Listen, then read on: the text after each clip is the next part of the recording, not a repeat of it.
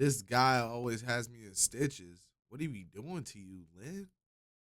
Someone on Instagram asked me what animal other than humans is the most racist. And that's difficult because animals don't possess a concept of morality or an understanding of dolphins. It would be dolphins. Nature made them squeak because if dolphins could talk, they would burn Twitter to the ground every time they open their mouth. And I say that because bottlenose dolphins will bully other dolphins with different colorings or spots for no reason. Like you'll really see dolphins gang up on another dolphin and push it around, and you'll wonder why until you realize the victim has spots and you're watching a hate crime. But by far, the real malicious intent is saved for porpoises. Dolphins will harass and beat porpoises quite literally to death. This porpoiside can be a result of territorial disputes, food competition, or sexual frustration, but it's far more likely that there are just dolphin supremacists out there. You don't really know what causes dolphins to become perpetrators of first-degree assault, but they'll bludgeon the animal in unprovoked attacks that can break the jaw, bust the ribs, and even fracture the scapula. If this nonsense doesn't kill him, he'll be in perpetual pain. Not to mention, sometimes they Cosby them too. Sometimes 20 bottle faces will gang up on one porpoise with a flurry of whistles and clicks that definitely translates to chants of dolphin power and choice racial slurs. Yeah, dolphins are racist and they're not shy about it. Someone on Instagram DM'd me and asked me what I think the most disrespected animal in nature is, and after thinking about it, seals get violated by almost everyone. First of all, they get clapped so badly by great whites they call it the KKK. I can't. Oh my God, they get eaten by sharks? Oh, of course they gotta worry about it. I somehow in my head I was like, but they're in the water. Like, isn't it like a family? Obviously they like eat each other. Really be mad at that because even I don't know where my head was at on that one. Guppies have to eat. But orcas take the evisceration to another level. I've actually said it 1,000 times, but orcas pimp slap seals so hard and so high that it tears their skin off when they hit the water. Scientists thought this was a hunting strategy, but it turns out orcas just really like being dicks to seals. Even on land, seals aren't safe from this homicidal Oreo dolphin. Speaking of land, seals somehow managed to get griefed by seagulls too, because seagulls will blind them by gouging their eyeballs out and eating them. I almost forgot, a 10-foot, 1,500-pound assault weapon with paws is another thing they have to worry about. Polar bears will wait by the seal's breathing hole. When the seal comes up for air, the polar bear will pimp slap its head off. And back to killer whales, they'll create waves to knock seals off ice, and if this was for hunting, I'd be okay with it, but they'll wait for the seal to get back on the ice just so they can knock them down again. I'm not even gonna mention what these guys do. They get bodied by every aspect of life, and I'd feel worse for them if it wasn't for this video. 5 lies that the Pitbull community is very. Oh my God! What did the penguin do? Oh my God! That thing was getting. Tired of hearing. Number 1, Pitbull jaws don't lock and their bite isn't any stronger than a Rottweiler or a German Shepherd. Number 2, Pitbulls were never nanny dogs that you can leave alone with your children for long periods of time. It sounds sweet, but this myth actually hurts them because without supervision, toddlers can irritate the dog by tail grabbing or ear pulling, and this is exactly how a headline gets written. Pitbulls aren't naturally aggressive. They actually tested as the second most tolerant dog breed behind Labradors. It's actually Chihuahuas you have to worry about because they're one of the least tolerant. But that's only because owners refuse to correct aggressive behaviors and dogs that are small enough to fit in your purse. Pitbulls are blamed for causing the highest percentage of dog bites and attacks, but a big reason for this is because they get misidentified up to 60% of the time, especially in shelters. And number 5, it's not impossible to rehabilitate an aggressive pitbull. There's organizations whose entire purpose is to retrain pitbulls that were used in dogfighting to make them safe enough to be adopted into a new home. Some of these ex-fighters ended up getting jobs as therapy dogs. And I just want to say for the record, when I volunteered at an animal shelter, the pitbulls gave me 0 problems. It was the kittens that gave me all kinds of hell. Your child can visit steamy jungles, grassy plains, and the dark depths of the ocean. I should probably explain what the hell this is. That was an angel shark, and that's the worst Call of Duty player you'll ever meet. The angel shark will lie motionless for days waiting for anything bite-sized to pass above its head so it can take its life. Sounds like a cheat code, but there's no referee in the ocean, so this camel shark stat pads kills like no other. But you don't have to worry about them snatching up your leg because they're only interested in fish, crustaceans, and mollusks like squid. That being said, angel sharks are a lot like electrical power sockets. They're only dangerous if you're stupid enough to poke them. Now you would think that's common sense, but because these sharks stay perfectly still, scuba divers think it's a good idea to touch them, and that makes these sharks go from mannequin challenge to homicide. Luckily, attacks are rare, and as long as you're not an idiot, this sea carpet won't fade you. Good thing too, because there's a shark in this picture, and he may not be an angel, but he'll turn you into one. Here's everything you would ever need to know about pangolins. What if you don't see it and accidentally touch it? It's the only mammal with scales, and they're made of the same stuff as your fingernails, which is keratin. They're literally the inspiration for Sand Slash. Because they have long, powerful claws, they prefer to walk on their hind legs, and they look like a geriatric looking for a dropped nickel. What the f? When afraid, they'll roll into a ball, and if that doesn't work, they'll release a foul-smelling fluid used to mark territory, not very different from the anal assault that skunks use. They roll around in mud to stay cool and to keep parasites off of them. Now please enjoy this video.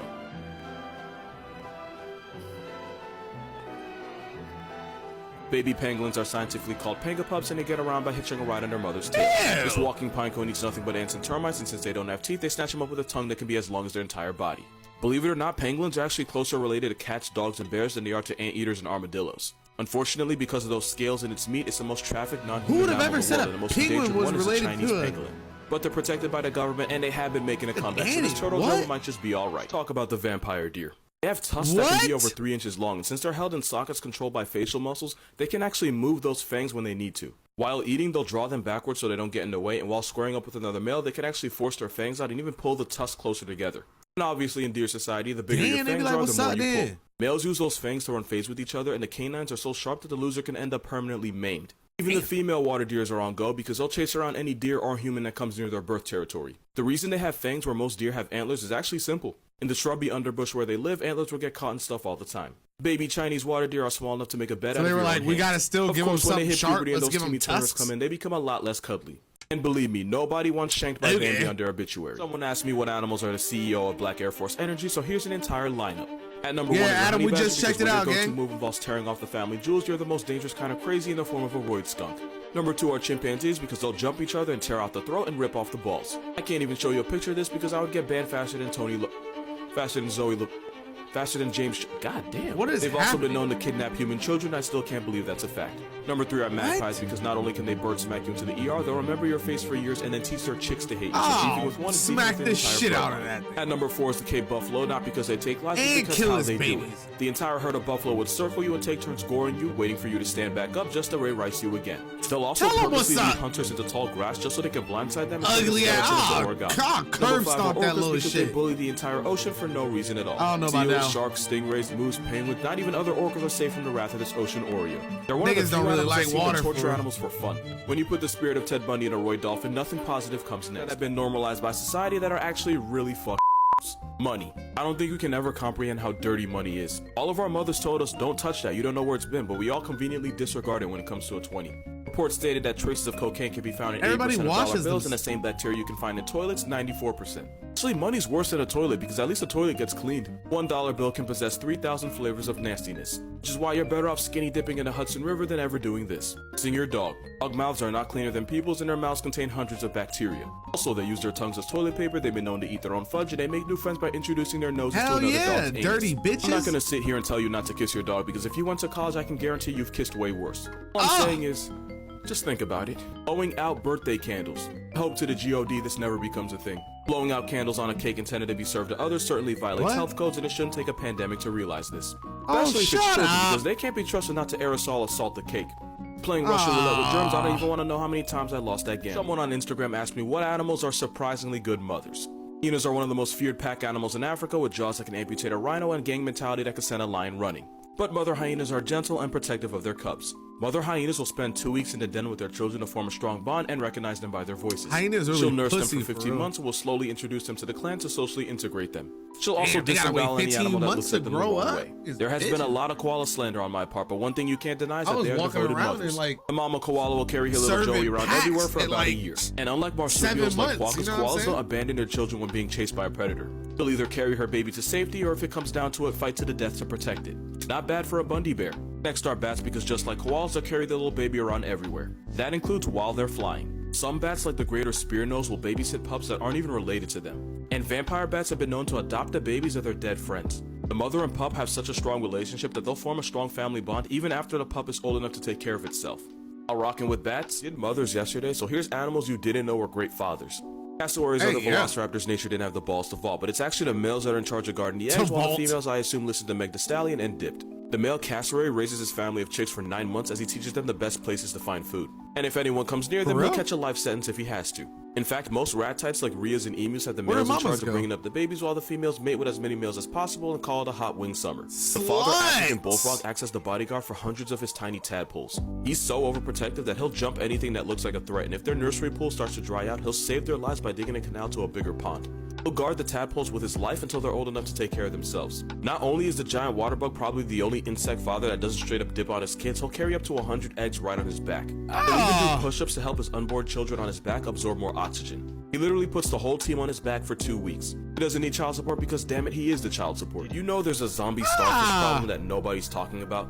Stars in the Pacific have been seen mutilating themselves by tearing their own arms off, and then the severed arms will crawl around like something out of a Stephen King wet dream. These stars can normally sacrifice an arm to escape a predator, an arm that they can grow back. Not only are these sea stars maiming themselves with no predators around, their bodies disintegrate, causing the ocean floor to be littered with a bunch of sea star carcasses. These sea stars are violently Is that like disfiguring and something killing eating themselves in it? an auto-mass genocide. Basically, it's I Am Legend, but Those instead like of Will Smith, arms you in got it? Or is that Patrick the Star from skin? SpongeBob. What is Secret happening Killer has to it? thousands of these sea stars fighting for survival. Kind of like the Oh, zombie go apocalypse on, game that lets you Paula. see how long you would survive in a zombie takeover. My record's 10 days, links in my bio if you think you can beat that. But it turns out the reason for this self-destruction is a virus called sea star associated Did this nigga just put an ad in the middle of the video? Sea stars to mass murk themselves. It's believed this virus is caused by warmer ocean temperatures as a result of climate change. So yeah, we're responsible for this too. That trick might be a pack quick if we don't get our act together. Can't no animal put me in a pack. You know what I'm saying? I've been that nigga since birth for real. You know what I'm saying? But we'll respect it, Lynn. You know what I'm saying? Give you that big glizzy. No animal. Nat! God, what do you want with my life? Okay.